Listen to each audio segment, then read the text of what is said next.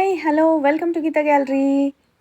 Stuff వంకాయ rice ఎలా చేసుకోవాలో చూద్దాం రండి. వంకాయలను పెద్ద వంకాయలను హాఫ్గా కట్ చేసుకొని లోపలి భాగాన్ని కట్ చేసి ఒక ప్యాన్లో నూనె వేసేసి వంకాయలను ఫ్రై చేసుకోవాలి. కొద్దిగా ఫ్రై అయిన తర్వాత టమాటో ముక్కలను కూడా వేసి ఫ్రై చేసుకోవాలి.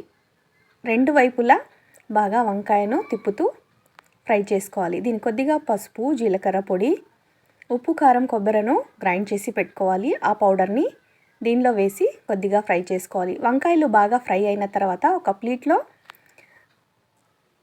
ప్లేట్లో తీసి పెట్టుకోవాలి. ఇది ఫ్రై అయిన తర్వాత చేసిన అన్నాన్ని బాగా వేసి కలియబెట్టాలి.